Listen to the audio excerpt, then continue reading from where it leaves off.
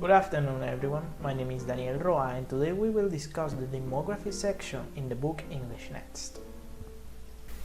At this present moment, we find ourselves at the doorsteps of change. We're about to cross the line of modernity, an age where we experience order, standardization, progress, and overall changes in our political, linguistic, social, and historical landscapes.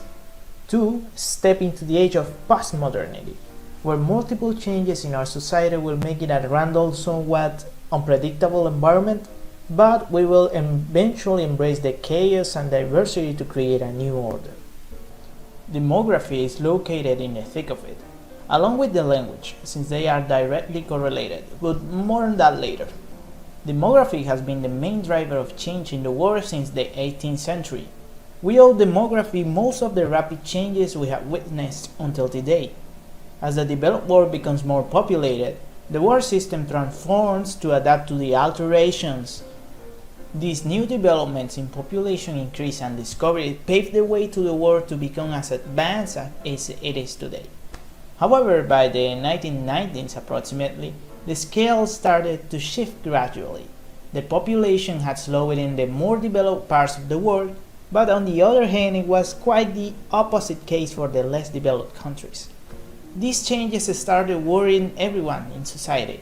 Many people were concerned about the feasible, unsustainable population growth. However, as we can see in this graph, that is in an S form, we are now in the middle of a slow increase in population, and it will stabilize once we reach approximately 10 billion people in the coming years.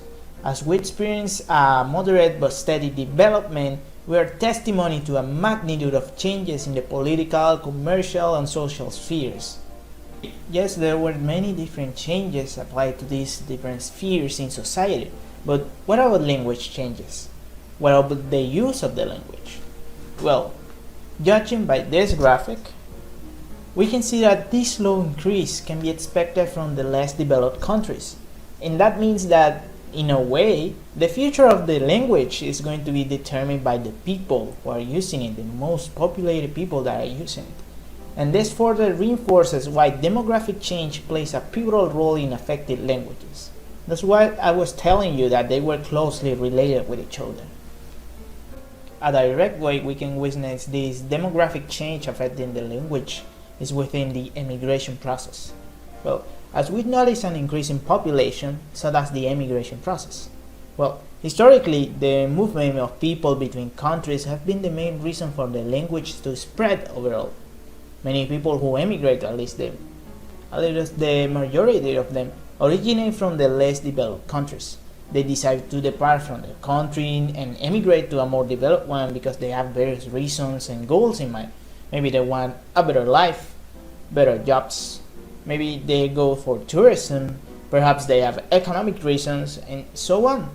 This provokes a worldwide social and linguistic mix. Some people call this a melting pot of cultures. And to witness this linguistic mix in action, this melting pot of cultures, we don't have to look further than in London. As of now, London is widely regarded as one of the world's most multilingual cities, if not the most. Even kids in London schools speak over 300 languages based on a study carried out in the year 2000. But even if we want more examples, more global examples, general ones, we have countries like the UK that opted not to impose restrictions on migrant workers, thus creating an influx of demand for ESL classes because of the amount of people that were arriving there. We also have the case of Canada, that is a popular destination thanks to the integration policy they handle, along with the economic and work stability, thus also creating an influx of immigrants. And finally, we also have Spain, with over 5.8 million immigrants, amount that makes up for the 12% of the whole population of the country. But these are some of the many examples of how migration and demography can greatly affect the use of the language as a whole. All of these new developments as we enter this unfamiliar new age, the postmodernism, present themselves as food for thought. They really make us think about it. Just by knowing how much of an impact just demography, the sphere of demography makes in the use of language, as well in the development of society. One can't even begin to imagine the developments of all the other fields in this postmodernity we're about to enter. So that was it for the discussion about the demography topic here in the book English Next. It was a really interesting one to see how it affects right now and how it will affect in the future.